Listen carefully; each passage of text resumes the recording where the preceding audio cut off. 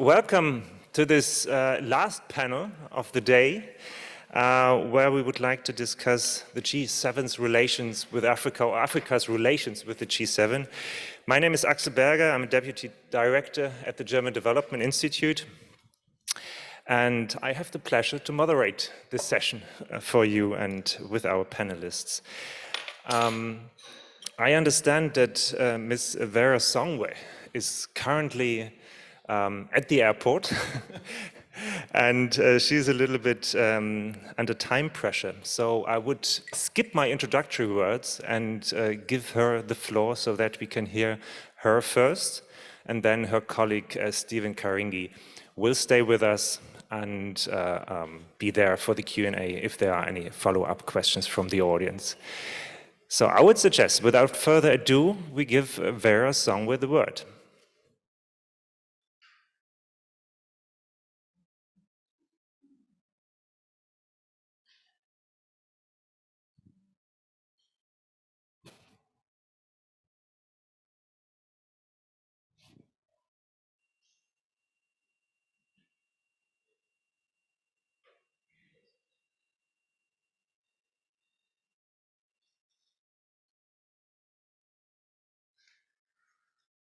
So I guess we have to wait a little bit.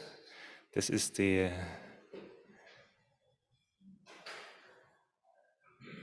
Okay, then perhaps I just start with my introductory words and then hope that we also see the other virtual panelists.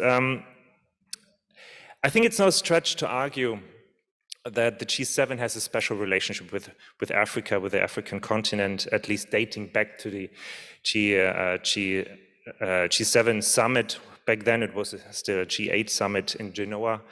And then also the Gleneagles Summit 2005 provided a milestone, if you like, where the G7 or G8 back then agreed on a multilateral debt cancellation and a doubling of aid. And African leaders are regularly invited to G7 summits this year, as we heard.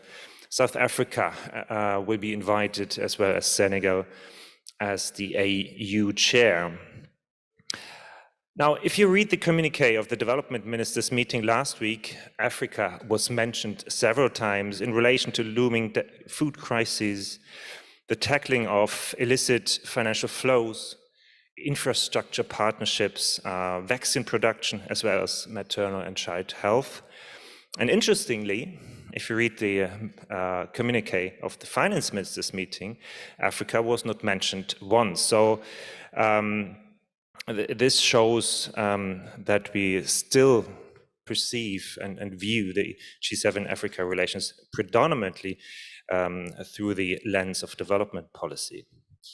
In this session, we will reassess or assess the relationship between Africa and the G7 during these testing times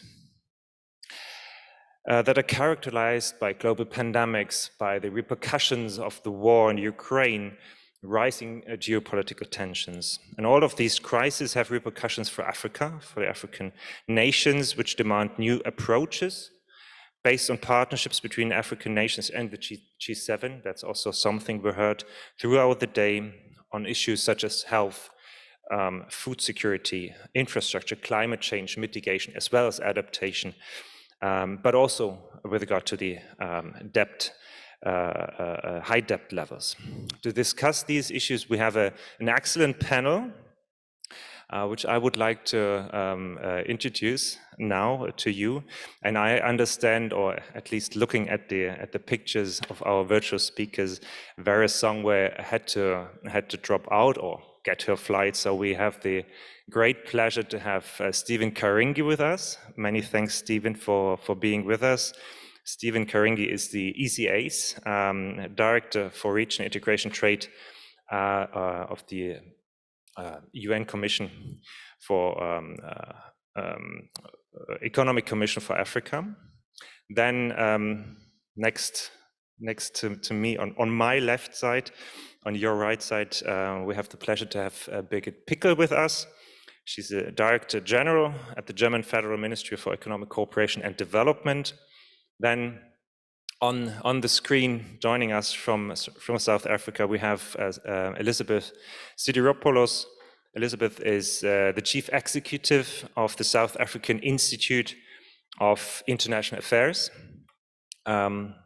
Next to me on the panel to my right, to your left, we have Stefan Mair. He's the director of the German Institute for International and Security Affairs. And last, but certainly not the least, we have Brahima Coulibaly. He's vice president and director, global economy and development at the Brookings institution. So a great panel. And let's kick off the discussion. And Stephen, I'd like to turn to you. And I would be interested how you would assess the socioeconomic situation on the continent, in particular in view of the double crisis of the COVID-19 pandemic and the repercussions of the war in Ukraine. Where are Africa's strengths in this new normal? And where are points that require intensified cooperation with external partners? Stephen, over to you. No, thank you. Good morning, good afternoon. Yeah, so I'm happy to be here to represent Vera. We didn't know that there was going to be that crash with her flight, but I'm happy to step in. So first of all, to get us started, we were all looking very forward to a good recovery from COVID because the global economy was starting to open up. As in 2021, late 2021, in Africa, a lot of the lockdowns that we had were also being eased out. And we witnessed some growth in 2021. So everybody was actually quite optimistic that the lows that we had seen in 2020, we were going to have a good pathway for recovery out of them. Especially because there was going to be global demand for a lot of the things that Africa trades in. Now, I must say that during the COVID, as all of you, as everyone knows, the African economies were quite stretched in terms of their macroeconomics because governments had to come in and save lives and save economies. The countries were still suffering. And people were still concerned with the issues that even though vaccines were available, there was still a lot of Africans who were not vaccinated yet. So we were operating in that situation whereby there was optimism. Of course, there was that fear that more needed to be done, especially because these variants of the COVID, of coronavirus, we have not yet gotten out of it. And then, of course, the Ukraine crisis hit. So the little growth that had started to emerge actually was wiped out almost immediately because of what is happening today. So many African countries, if you look at the poor people, a lot of poor people in the continent, if you look at their food basket, most of what they spend their money in is on food. And what we are witnessing now is that the Ukraine crisis is actually having a significant impact on the food prices. So we have a situation whereby those who had fallen below the poverty line because of the COVID-19 are actually being pushed deeper down into poverty because of what is happening due to Ukraine crisis. Now, the problem with this is that the research that has been done here in ECA shows that once somebody falls below the poverty line in Africa, it takes on average at least 7 years to get back up. So those people who had already fallen below, the 55 million who had fallen below the poverty line because of COVID-19, and now they are being pushed much deeper, we don't know how long it's going to take them to get out, because even the fertilizers that could have actually been useful to the production process for those farmers who need to produce, so for industries to continue running, they will not probably be able to have a good crop as we go into 2023. So we are in such a situation where you have this food shock, the fuel shock, the lack of fertilizers, and yet governments have to, were already stretched a lot because of the fiscal pressure that they were under COVID-19.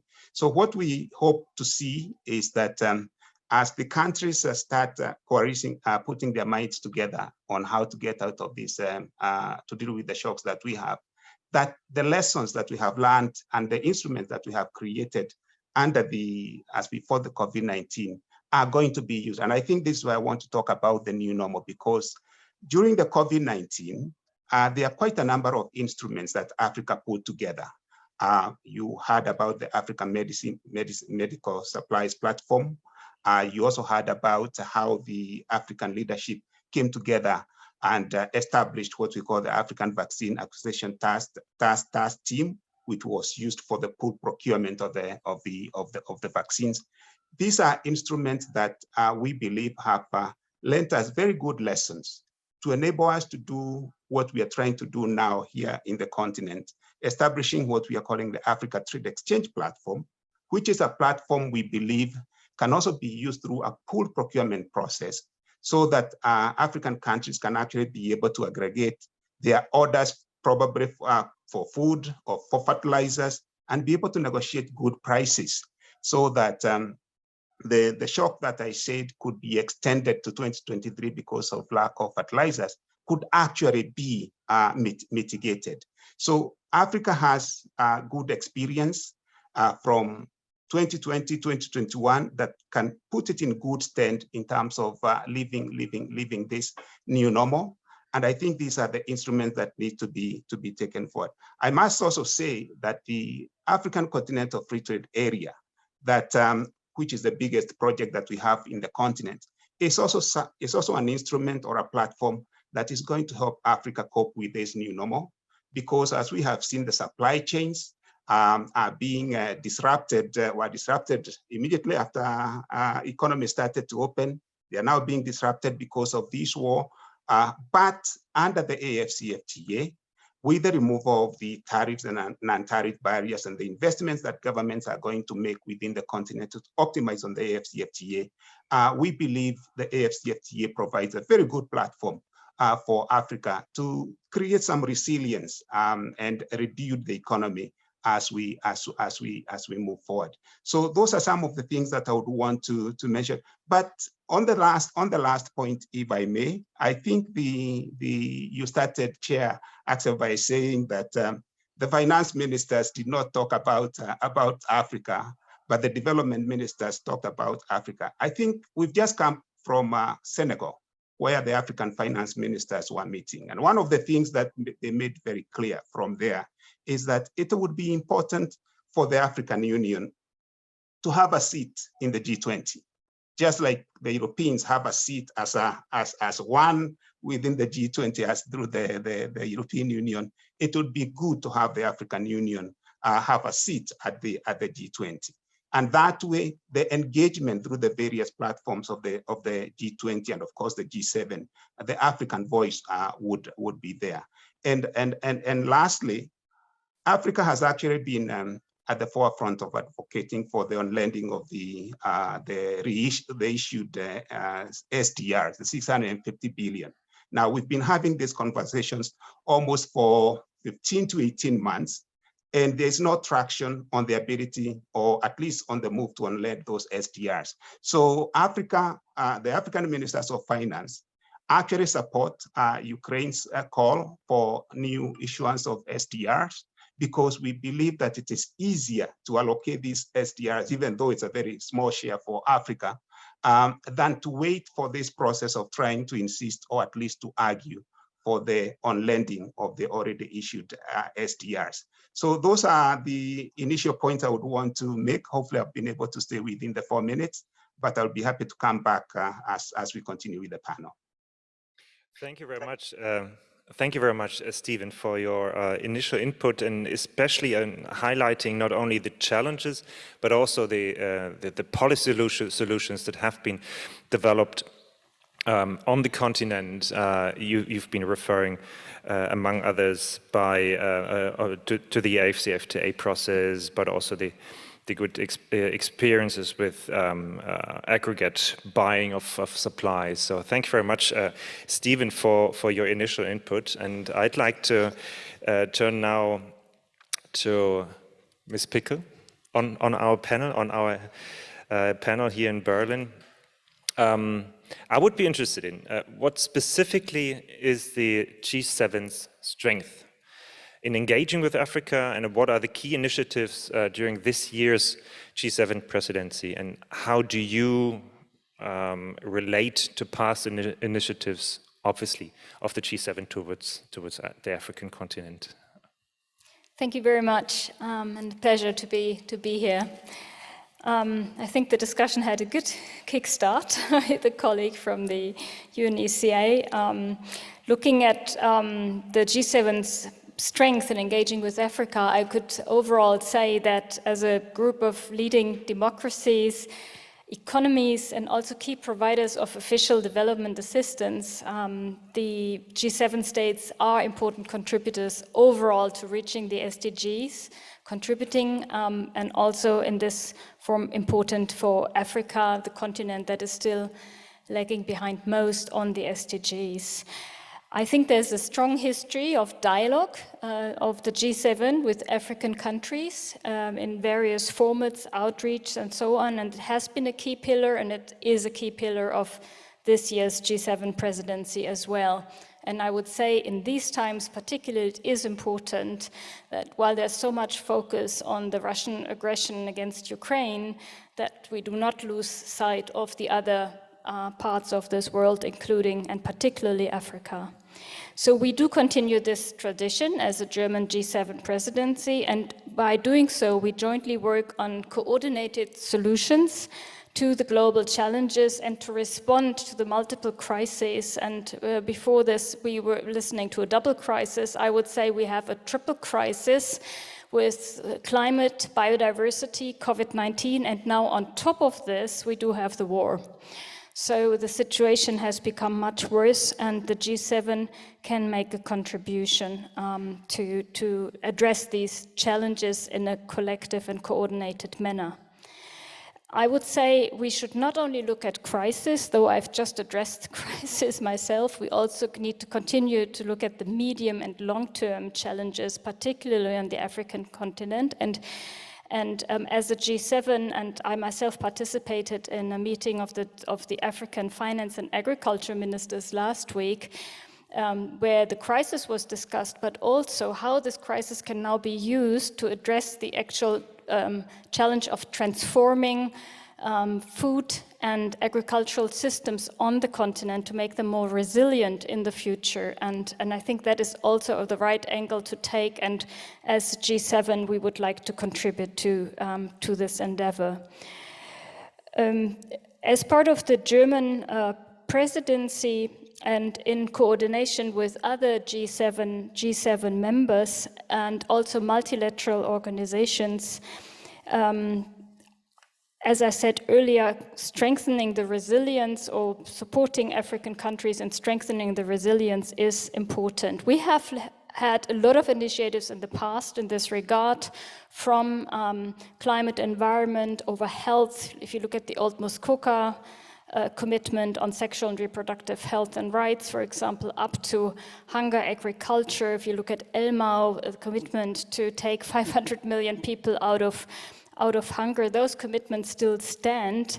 And we are now looking still at how can we deliver as G7 against these commitments, and what is now also coming on top. Now this takes me to the other point, what is sort of this year's G7 presidency's priorities. Of course, the crisis response is on top of things on food security. You might have heard that the German government, represented by my ministry, has initiated a global alliance for food security, bringing together the G7, and this was adopted last week at the ministerial meeting, together with multilateral institutions like the World Bank, like FAO, all the Rome-based organizations, but also in collaboration with the AU Commission, which is really important to have African partners on board. This alliance is supposed to bring together actors for coordination, but also for mobilizing resources, because we all know the funding that has been pledged so far is not enough. The German government has moved ahead with pledging 430 million euros extra in response to this food crisis that the African continent and the world will be facing. A second priority of the G7 presidency, with a focus on Africa, not exclusively, but with a strong focus on Africa, is to support in just energy transition path towards a decarbonization, but also to mobilize investment for infrastructure through partnerships with multilateral development banks, but also bilateral funders. This, I think, is very important, particularly with a view to the African continent, but as I said, also other countries. On infrastructure, we have organized, for example, a roundtable with multilateral and national development banks, and South Africa and Senegal were part of that round table, looking at how this can be done, how can the huge infrastructure investment needs be addressed by public and also private funding. And just to touch on the second priority of this G7 presidency, energy, transition, climate issues, there is the example of South Africa, which was addressed at the last COP in Glasgow. Now, this is not only G7, but G7 is an important player in this. This is a sort of model partnership which we are trying to promote with our G7 presidency also in other countries. The key here is that we support a path to decarbonization. So we keep a level of ambition which is going in this direction. And at the same time, respect and address the specific needs, for example, on the African continent, when we look at the whole climate discussion. Beyond South Africa, we have engaged in a partnership and a dialogue with Senegal on how this or such a partnership could be addressed, and if there is a way where we can come together. So I just wanted to highlight these few examples as priorities of the current G7 presidency with a specific focus on Africa. Let me stop here. Thank you. Thank you so much for providing this overview of the current G7 presidency's initiatives towards Africa, but obviously towards the broader range of countries that are currently facing many crises. You've talked about a triple crisis, perhaps it's even more. So it's really a multiplicity of crises in a very difficult situation. Thank you very much for providing that overview. Let me now turn to Elizabeth Sidiropoulos, joining us virtually from, I guess, from South Africa, Elizabeth. It's very good to have you here in Berlin, at least virtually. And I would like to ask you how you assess the relevance of the war in Ukraine for the Global South, or from a Global South perspective. Here in Germany, we speak of a Zeitenwende. So a political sea change, if you like, the end of an era of a global of the old global order, if you like. Does that feel similar to you in the Global South? What is the role of the G7? What role can the G7 play this year, in particular in view of likely blockages in other international fora, perhaps including the G20? Elizabeth, over to you. Great, thanks, Axel. It's good to be joining you, although I would much rather be in Berlin at this time of the year than in Joburg. As you can see, it's quite cold here. Thank you very much for those questions. I think they speak very much to the different perspectives that different parts of the world have on what's happening in Ukraine, and it's not to say, certainly from my perspective, that that the war in Ukraine is something that should not be criticized in the way in which Russia invaded the country.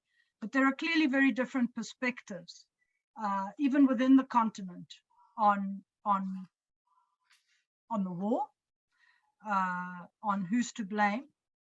But more to your question in terms of the relevance, clearly it's extremely relevant. And I think Stephen has highlighted some of the key problems that African countries and other developing countries face as a result of the war, where, you know, they've had very little to do with how it has played out.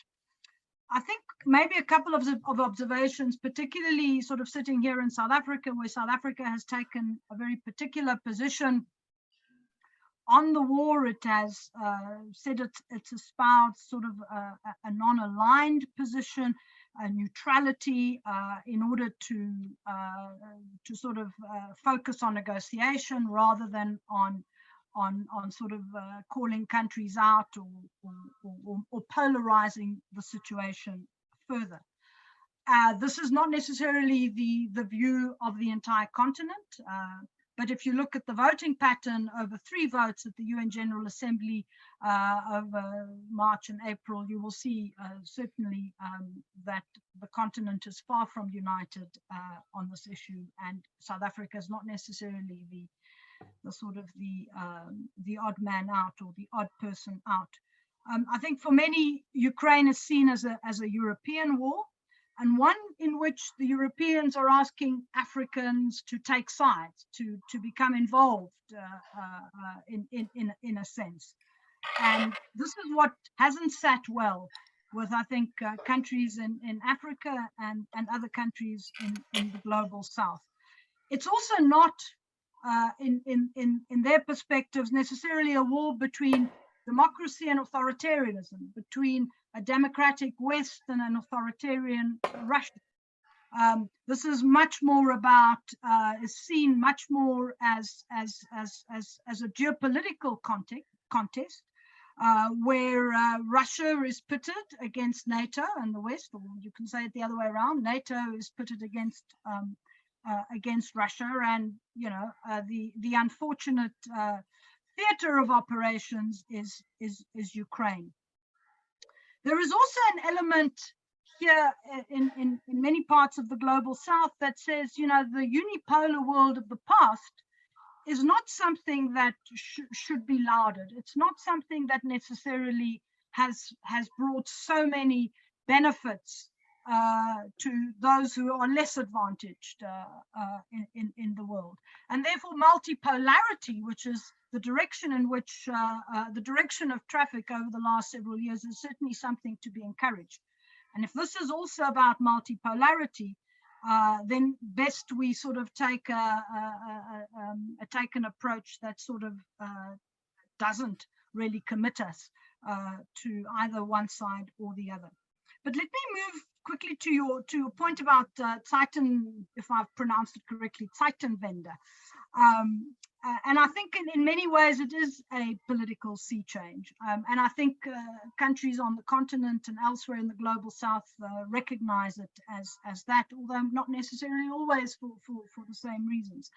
I think the first point to make about this Zeitenwende is that potentially, as Stephen highlighted, there is a greater mobilization or galvanizing of African states to reduce their exposure and vulnerability. In the first instance, and we saw that in 2020 and 2021 through the pandemic, and again, I think Stephen highlighted some of the initiatives that African states took in that regard. But again, we've seen it in some of the debates and the dialogues and the actions that African states have taken in the last couple of months. Stephen mentioned the African finance ministers meeting. I wasn't in Senegal. I sat in on some of the online discussions, and there were really some interesting initiatives being undertaken, for example, by Uganda and 40,000 farmers in the north of Uganda planting sunflower seeds and soya beans to be able to sort of reap the crops in the next few months and kind of mitigate some of the impacts. So that is, in many sense, if this galvanizes this crisis galvanizes us to push even more on issues on continental programs like the African Continental Free Trade Area, like agriculture and agro-processing, etc. I think that's great. So in that sense, I would say it's such a sea change. But in another way, of course, it is also in terms of what it means for the global system. And I think many countries, certainly South Africa, have highlighted that this is an opportunity now to mobilize countries in the global south around non-alignment, and non-alignment for a reason. Non-alignment really to push for the reshaping and rethinking of global institutions and mechanisms. This is to quote South Africa's foreign minister speaking in Parliament literally about 10 days ago, sort of making the point that from a global south perspective, the UN Security Council has failed us, and therefore we can no longer rely on the UN Security Council to preserve peace and security. And so countries in the global south need to develop and work together to move beyond these outdated structures, even if it's not to throw them out, but really to reform them. Now, clearly, I think the current geopolitical environment is a very difficult one, and non-alignment, I think, certainly the one of the Cold War, but I would argue the one that is there might be some agency to sort of reinvigorate, has a lot of challenges, not least of which is that I think the global south may agree on what they don't like, but it's always difficult to develop consensus on concrete issues. Let's just take, for example, the UN Security Council itself, where I think there will be a lot of debate. But it's interesting that at a time when countries like Sweden and Finland are seeking to join NATO and therefore, in a sense, abandon neutrality and non-alignment, many countries in the global south want to reinforce that from their perspective. They really don't want to get caught up in this. And there are the issues of double standards. I know I'll probably have to finish off, so let me just make one point about the T7, about the G7. Your last question, Axel. I think it is not in the interests of anyone, and certainly of the big systemically important countries of this world, to allow the G20 to atrophy this year or next year or going forward. I think there are so many significant multilateral challenges that can only be dealt with, sadly, not through the G7. Okay, that's why the G20 sort of was elevated to summit level in 2008. That to sort of say we're not going to have a discussion because Russia is in the room, or walking out when Russians are speaking. Unfortunately, while it sends us a very strong symbolic message about Russia's behavior, doesn't really help us with dealing with some of the other big challenges that have already been identified here this afternoon, and which are much bigger and go beyond the G7 and really need, and at a time also when multilateral institutions are struggling, you really need a sort of a presidium to try to drive consensus and reform on many of these issues. Let me stop there. I've taken more than I should. Elizabeth, many thanks for your thoughts, and in particular for sketching out this new international environment, a new normal, which we have to take into account when we think about international cooperation, but also development cooperation. Many thanks for your thoughts. Before I turn to our next speaker, obviously I need to highlight that we are running a little bit late. Only a little bit, but I'd like to reserve sufficient time for discussion. So after our next two speakers, we will have a round of interventions from you, questions, comments. So please prepare them, keep them brief, and then we'll have a last round on the panel. So much in terms of structure. Now let's turn to Stefan Mair. I have a very, very short question for you. hopefully it's not too easy, but it's short. What can the G7, or the G20 if you like, actually do in Africa? Isn't it rather African solutions for African problems?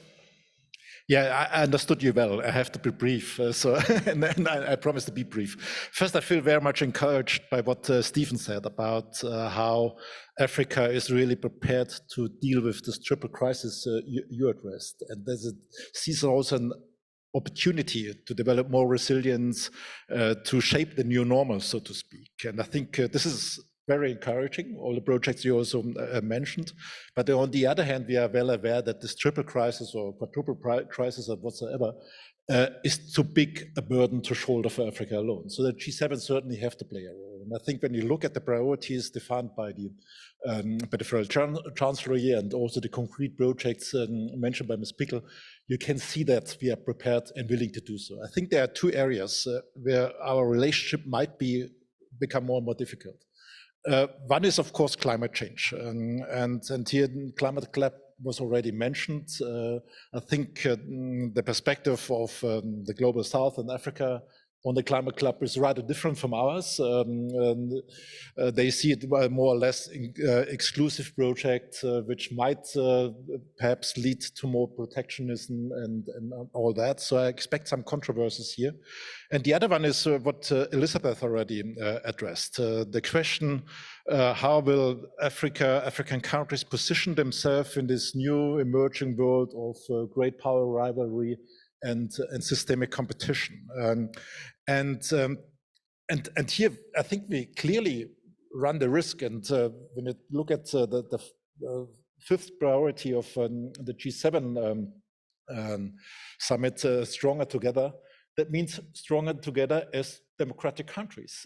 And we clearly certainly run the risk of a new bipolarity in which countries are rewarded, as we had in the dark days of the Cold War, for being in our camp. Others are punished for not being in our camp, regardless how democratic or authoritarian the regimes are.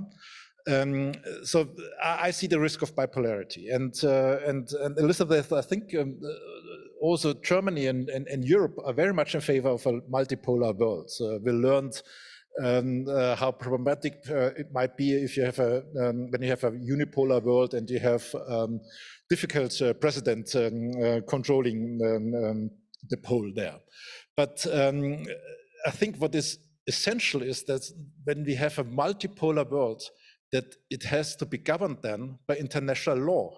And this is the difficulty I have with the position of African countries taken in the UN General Assembly, because the invasion of Russia, of a militarily strong big country in a small neighbor, was such a massive breach of international law that I can't imagine how the multipolar world you talk about should look like if we ignore that and don't position ourselves.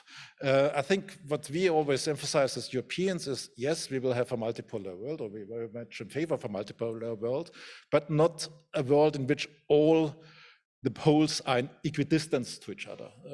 Certainly we will have, if Europe is ever capable being a pole, we will always be closer to other democratic poles, but we will have relationships to authoritarian poles. But as I said, on the basis of international law. And this, I think, is essential to maintain this.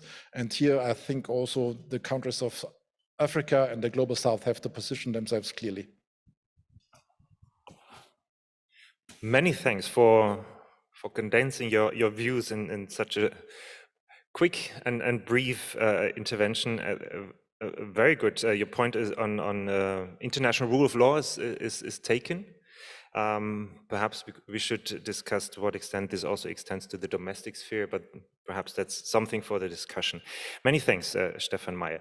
So let us now turn our attention to Brahima Coulibaly, who is joining us from Washington, from the Brookings Institution. And I'd like to focus now my question on one of the key issues that is or key challenges faced by African countries at the moment. How should the G7 respond to the looming debt crises and reduced fiscal spaces in African economies, and how can the G7 coordinate with the G20, where other important providers of debt, of international finance, are present too? Cole, over to you. Yeah, no, thank you, Axel, and it's good to be with you all. So let me really thank the German presidency of the G7 for elevating Africa on the agenda and actually including Africa among the recommendations of the T20. I think the future of the region is clearly very, very important, not just for Africa, but I think for the whole world. Looming in reference to debt is a term I used in 2019. That was before COVID. And I now feel like we need somewhat of a stronger words to convey the sense of urgency, because it does feel like crisis already in many countries, even if we don't call it as such. And fiscal deficit is not just, fiscal space is not just reduced, it's actually inexistent, right? Because you have deficits that have doubled, they are now on average around 5%. So that's pretty constraining. And I think about 40% of the countries will either in debt distress or at high risk of debt distress. And then you have debt servicing costs that exceeds 10% in 1/3 of the countries and exceed 20% in some of the countries, including larger ones like Angola, Nigeria, etc. So that's what I mean by it feels like a crisis, although it's not like a widespread default. And I think the global outlook is not looking quite concerning, particularly as the advanced economies are raising interest rates. We're going to see higher cost of capital that can precipitate even further defaults and raise the cost of capital at a time when they will have substantial financing needs for development. The Russia-Ukraine crisis is actually injected another priority, but as it touches on food security in particular, that tends to now be on top of the priority. So it's like a priority on top of other priorities. So in sum, really, I think this is shaping up to be the perfect fiscal storm here for the region. And I think to your questions as to what the G7 and the G20 can do about this, I think they need to act. They can act with a bit sense of urgency along a number of dimensions. The first one is, I think, the SDR allocations were very useful, but they're running out. And the G7 counts for a lion's share of those SDRs, including the ones that are unused. So there's scope here on the part of the G7 to provide more of the unused SDRs, either directly or through the recent Resilient and Sustainability Trust Fund that was established during the spring meetings. And the second thing, importantly, is that there can be a strong voice within the G20 in moving to operationalize the common framework for treatment of debt with urgency. It's been now 18 months. We've had 3 African countries apply for debt relief, and so far, no outcome. So it's turning out to be a long and drawn-out process with an uncertain end. And I think one of your questions was, what do we do then in presence of other creditors? I think you're referring to the private sector, because China is already, which is the largest bilateral official, is already in the G20. I think in the IMF, at the IMF level, something can be done. The common framework in it had an implicit clause that allow countries to lend into IMF to continue to lend to countries even that are in arrears with the official or private sector. So it can be a very powerful tool for getting the recalcitrant creditors to come to the table. But the IMF can only use this if it has the full support and political backing of the major shareholders that are in the G7. And then the third thing that can be done is, until then we've worked out the debt framework, then we need to suspend again the debt service that ended. The suspension was lifted late last year, and that's going to bring onshore more than $10 billion in debt service payments for this year alone. So until we've really resolved the common framework, I think it makes sense to maintain the debt service suspension initiative. And then the fourth element is also taking into account a lot the concerns on the African countries and other low income on the ongoing global minimum tax conversation that's happening. I think only 23 African countries, to my knowledge, have signed up for it, and they are raising some concern. That would be good to take into account as we're making progress on this. And then the Russia-Ukraine crisis has been mentioned many times, and this is generating some unplanned spending for defense and also for humanitarians in Europe. And I think it would be helpful to ensure that it's done in a way that can still preserve the overseas development assistance that countries have pledged and that have been really great resources for the countries in Africa. And then finally, and then a couple of points, and then I'll end here. I think Birgit was touched on a point about also thinking about the long term, right? Not just addressing the short term, although those are clear priorities. And in the issue of debt specifically, I think it's fundamentally about lack of sufficient financing for development. And debt is only a manifestation of that constraint that they're facing. When you have huge investment needs because of rapid demographic growth and also lower level of development, you're going to need to do investments that would be in excess of your own domestic savings, which currently are quite low. So ultimately, you're going to have pressure to build up debt. So a couple of things that can be done to help a lot with the resource constraints was already mentioned by Axel, is to make a lot of progress on the fighting the illicit capital flows. We talk a lot about it, but action has fallen short. I think working in concert with the AU and be bold and really proactive in discouraging illicit capital flows and even helping to repatriate the ones that are finding safe havens in the some of the G7 countries would be a great and massive step in the right direction. And then finally, the issue of infrastructure as an asset class. We took this on during the Argentinian presidency of the G20, but since then it sort of falters. And I think it is a critical one to address because a lot of the African debt buildup has to do with infrastructure, and governments still continue to finance it to the tune of 40% of the infrastructure financing needs will come from government budgets. So that is a major and really challenging issue to address.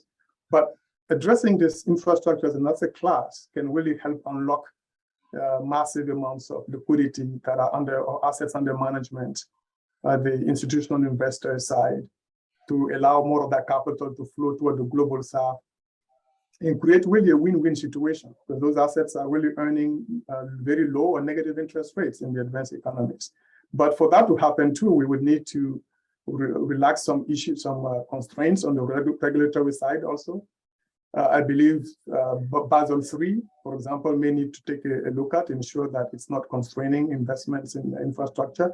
I think Solvency II made an effort from the initial draft and to now take into account the need for infrastructure, but also maybe even the Dodd-Franks, etc.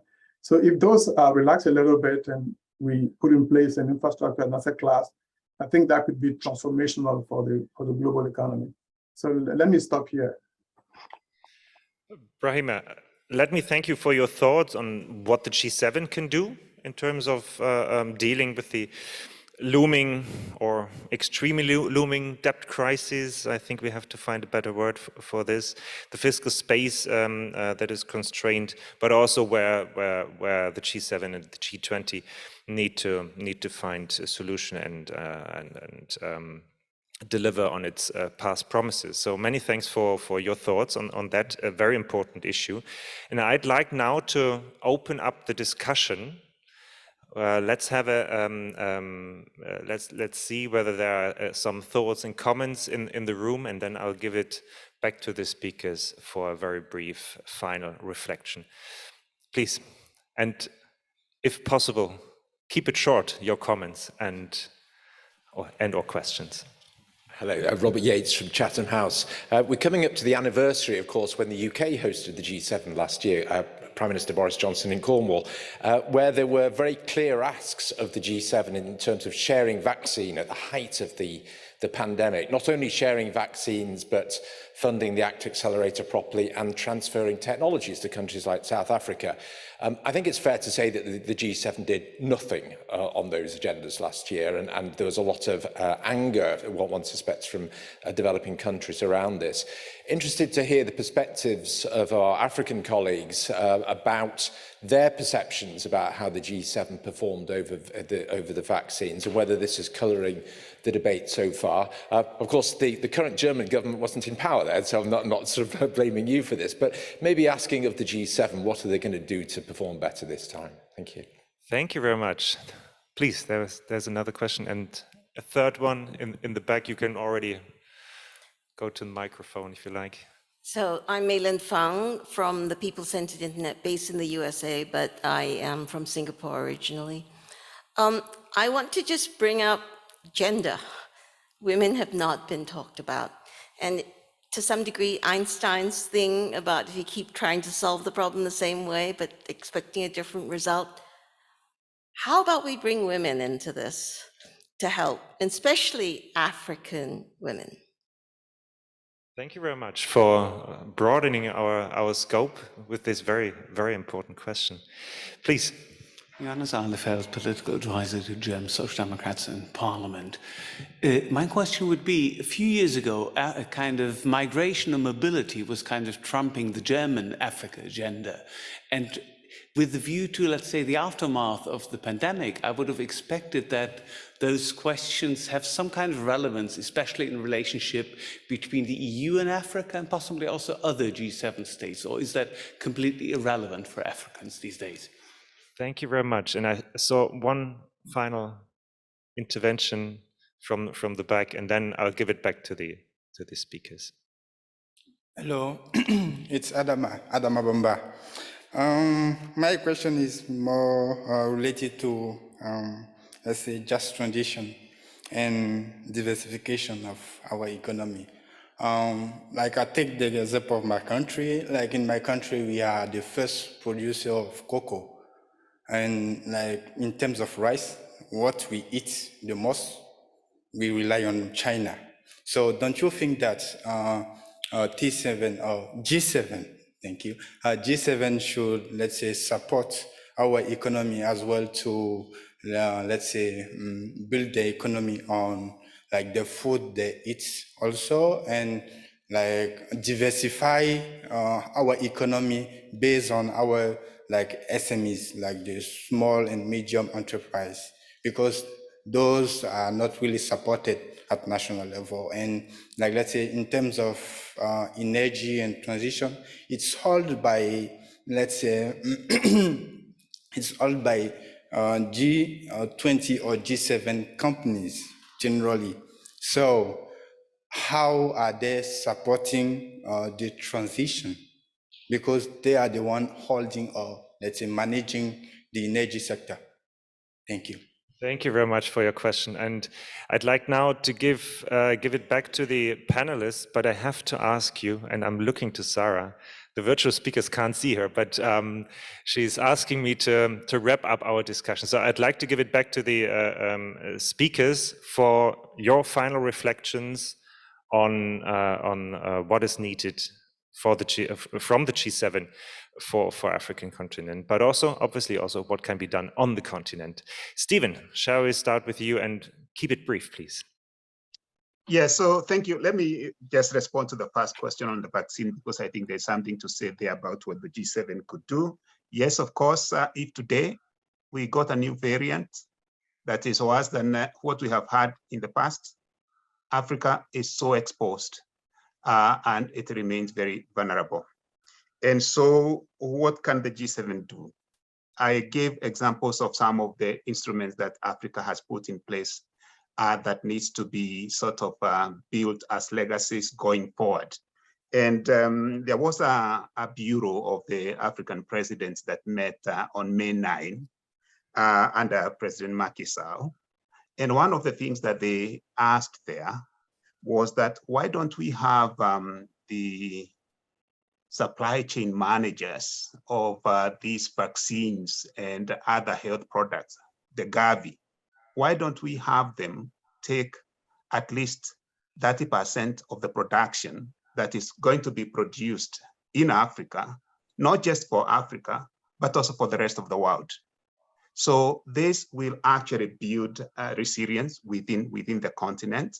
And it's also going to allow Africa to be part of the solution, global solution. I say this because I link this to the G7 because we know a lot of the funding that goes to these institutions actually comes from the G7 and other countries. So I think there is a concrete thing that G7 can do in building a secure health system within the continent, beyond vaccines, by ensuring that the supply chain management of the health needs for the world, at least 30% of that is produced in the continent is procured through these global instruments. In addition, of course, to what we have in our own ABA. Thank you. Thank you very much, Stephen, for your very concrete idea. Ms. Pickel. Thanks a lot. Let me start with you and for raising gender. Of course, it's a key issue, and maybe due to lack of time, it wasn't mentioned here, but you're absolutely right. In fact, both the foreign minister and the German development minister have made a feminist development and foreign policy as to a priority. And that is also reflected in the G7 presidency with concrete programs and so on. You're absolutely right. On health, I didn't touch on it as a priority earlier because I was selective. Health, of course, dealing with the pandemic, but also looking at long-term health systems strengthening, particularly in Africa, but also other areas, is a very important priority. And health infrastructure, including production facility, production, but also health facilities and everything that goes with a solid health system, is really a focus. I can only echo what Stephen said on local production. I think this pandemic has really been, well, a game changer in the sense that before the pandemic, local production, particularly on the African continent or in the global south more broadly, lower and middle income countries, was not a big issue. And that has changed due to the pandemic, and it's a huge opportunity to now really look at how can production capacity be diversified, also to prepare better for future pandemics in terms of the systems. But this is not, G7 can and has to play a role, but looking at African governments and ownership, I think that is also a key issue, because then there's money involved, there's investment involved, you need to also get African countries to actually procure locally. So it's a very complex and large issue, and I'm glad that the issue is on the agenda. Last point, just very briefly on just transition and value addition at the local level, cocoa, rice, and so on. Of course, I mean, this is key, how to sort of invest in local systems and then also keep the value in country. That will be very, very important. And on energy, the same. I think even if the energy market is maybe dominated by certain companies, there are governments that can invest in local systems. The whole reproductive,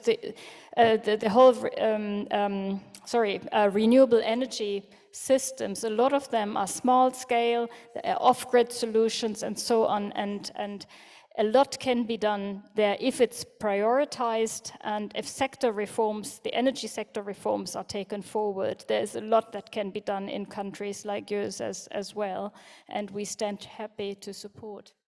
Thank you very much for your final reflections. Elizabeth. Let me pick up on a couple of points. Maybe let me just start more broadly with issues, the point about a just transition more generally, and I think Birgit, you also spoke about it in your remarks regarding South Africa. I think what is critical about some of these initiatives which are certainly presented as quite innovative and intended to create the right kind of incentives, is that there really needs to be a rethinking in terms of how risk is allocated. Because if we look at sort of some of the ways in which climate finance is the architecture of climate finance, the risk often sits with the sovereign. And I think certainly when we're talking about issues regarding debt, that is an important consideration in terms of how we shift paradigms. And even in middle income countries, I think we need to refine our understanding of vulnerability and therefore the balance between grants and loans and so on. I know that wasn't the question that Adam asked, but I wanted to throw that in. I want to then just make one observation about women, and it kind of also picks up on a point in the chat here in the virtual room. And that is, we certainly need to focus more on empowering women. There is a lot of discussion also within the African continent and individual national policies that are supposed to push that. And clearly within the G7, there have been a number of initiatives over the years, not least from the German presidency, also under the G20 in 2017, if I recall correctly. But I think the important point here is that part of the challenge we face, not only on the continent, is about mindset shifts. Mindset change is about patriarchy and about the roles that women can play or should be allowed to play, the legal frameworks. And I think a lot more can be done in those areas to unleash women's agency in this. And this is also about how we educate men. Let me leave it there. I have something to say about vaccines, but I'm not going to say it right now. Thank you very much, Elizabeth. Stefan Mair, please. Yeah, I guess almost all questions were already well covered. So just a word on diversification, because I think the need for diversification in Africa is also mirrored by the need of diversification in German industry. They realized how dependent they are on certain markets and on certain supply chains. So there's a chance for Africa to somehow market itself as an investment location. We have a discussion about nearshoring and as I said, diversification of supply chains. So I think there is a double need for diversification, and this creates an opportunity for Africa as well. Thank you. Thank you very much for also highlighting what the G7 should do at home. I think that's also always important in these discussions. Brahima, you have the last word. Yeah. Thank you, Axel. I think the one that hasn't been touched on was the one on migration. So, and I think the migration question will continue to be very important. And I think you might be right that we haven't seen much of that highlighted as much as it was in the past. But the issue hasn't gone away, and it's basically a reflection of this really huge demographic growth we're having in the region, with a lack of enough job creation. And as long as we're going to continue to have that imbalance, I think there's going to be pressures toward migration. And it's not just from Africa to Europe or elsewhere, but even within Africa, we see quite a lot of migration. In fact, even more than the migration we see heading to try to go to Europe or elsewhere. But I think too, in terms of the G7, it might also be important to distinguish between the illegal migration and the regular migration. And there's scope here to, again, take a look at the immigration policies of the G7 countries to just ensure that they are not being too restrictive and therefore only leaving the option of the illegal channel of migration. And then my final point would be on the full self-sufficiency question that I think Bamba raised. It's actually quite an irony and unfortunate that we're here talking about food insecurity in Africa, while Africa should really has the potential to be the breadbasket of the world, with most of the arable land and the economy still being largely agricultural based. I think there are with imports of about, I think, $40 billion of food per year. But the big question is, how do you turn that around? And I think issues that are critical would be the technical assistance. SMEs are involved in the process, but I think we also now need to start thinking big and having government policies that actually support, encourage, and push that agenda. And then the financing is always going to be an issue. And that's also, again, where I believe that the government can take the lead, but with support from multilateral development banks. So the final point I'll make is a broader one for the G7 to continue to be a force for good and for cohesion and global cooperation. Like Elizabeth mentioned, G20 is now transitioning toward the global south. I think Indonesia, India, South Africa, Brazil. It would be unfortunate if this is the time when some members of the G7 choose to boycott the G20. I don't think it's going to be helpful in this the strengthening of the global cooperation that's so much needed to be able to address the global challenges that we face. So let me stop here. Thank you very much, Brahima. Thank you very much to the panelists, to the audience for a very rich discussion, which took a little bit longer than expected, but thank you very much.